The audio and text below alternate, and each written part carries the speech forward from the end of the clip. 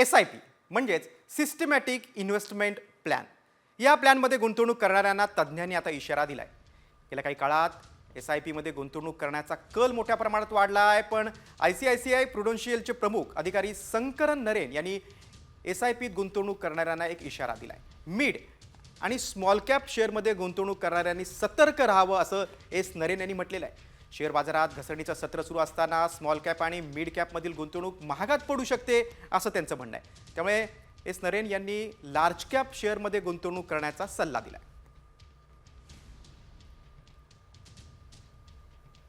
बाबा एक नजर टाकूया आपण तज्ञांनी काय सल्ला दिला ग्राफिकच्या माध्यमातून.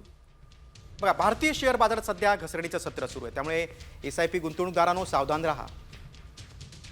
बघा, तज्ञ काय म्हणतात की घसरणीचा परिणाम हा SIP गुंतवणूकदारांवर देखील होऊ शकतो. SIP द्वारे चुकीच्या वेळी चुकीच्या प्लॅनमध्ये देखील गुंतवणूक करणं ही तोट्याची होऊ शकते.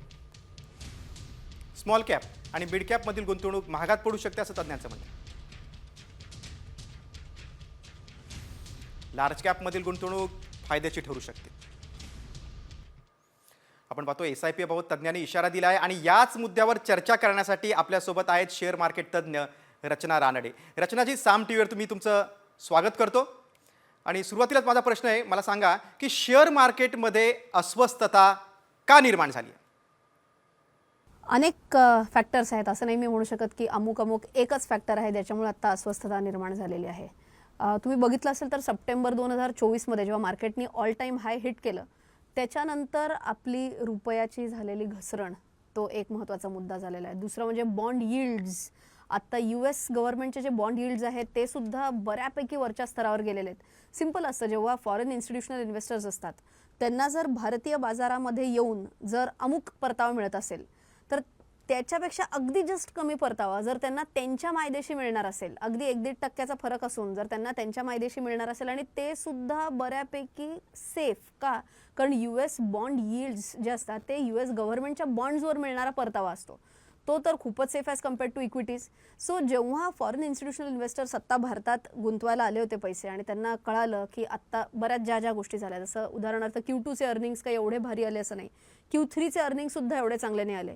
सो मूळ जी ग्रोथ आपण म्हणतो आत्ता एक डोमेस्टिक ग्रोथ जी आहे ती आत्ता कुठं ना कुठं तरी थोडीशी कमी झालेली आहे.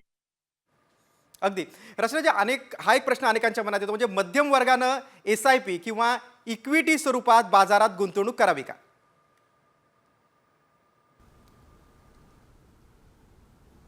SIPच्या स्वरूपाने 100% गुंतवणूक केलीच पाहिजे. मला विचाराल पर्सनली तर मी अजूनही माझी एकही SIP बंद केलेली नाही. त्याचं कारण खूप सोपं आहे. आपण मॅथमॅटिकली जरी बघितलं तरी SIP सगळ्यात जास्ती चांगलं कधी परफॉर्म करते, जेव्हा बाजार पडत असतो तेव्हा तुम्हाला एक कमी किमतीत एखादा ॲसेट घ्यायची, एखादा इक्विटी कुठलाही स्टॉक घ्यायची किंवा म्युच्युअल फंड घ्यायची, एक लोअर लेवलला तुम्हाला संधी मिळते, ज्याच्यामुळे तुमची ॲव्हरेज कॉस्ट जी असते ती कमी येते. आता सिम्पल आहे, मी अमुक एखादा म्युच्युअल फंडमध्ये या लेवलला इन्व्हेस्ट केलं, मग या लेवलला केलं, मग या लेवलला केलं, मग या लेवलला केलं, सो त्याची ओव्हरऑल ॲव्हरेज कॉस्टच कमी आलेली. आता जेव्हा कधी ना कधीतरी बाजार परत नीट होईल, तर जेव्हा बाजार वरती यायला लागेल तेव्हा माझी ॲव्हरेज कॉस्ट कमी असल्यामुळे मला पटापटा परतावा मिळू शकतो.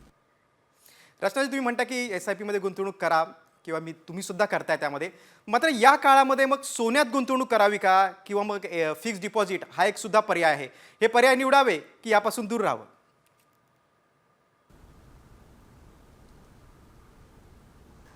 SIP तर माझं ऑल टाईम फेवरेट आहेच आणि ते मी करत राहते आहेच. पण SIPs कशासाठी, तर एखाद्या लॉंग टर्म गोलला अचीव्ह करण्यासाठी. उदाहरणार्थ मी जर एखादी SIP करते कारण मला लेटेस्ट 6 वर्षानंतर घर घ्यायचं आहे, त्याचं डाऊन पेमेंट करण्यासाठी मी SIP करते, तर मी ती कंटिन्यू करणारच करणार.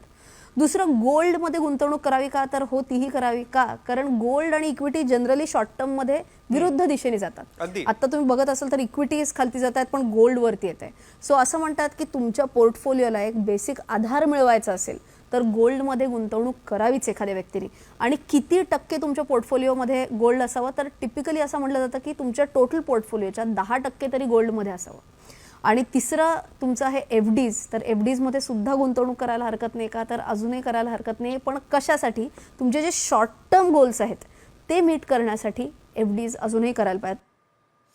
शेअर बाजारात सध्या घसरणीचं सत्र सुरू आहे आणि अशा या सगळ्या काळात काय काळजी घ्यावी याच्या सोप्या शब्दात टिप्स तुम्ही रचनाजी दिलेल्या आहेत, त्यामुळे गुंतवणूकदारांना त्याचा नक्कीच फायदा होणार आहे. तुम्ही पुन्हा एकदा मी तुमचे आभार मानतो की तुम्ही साम टीव्हीशी संवाद साधला.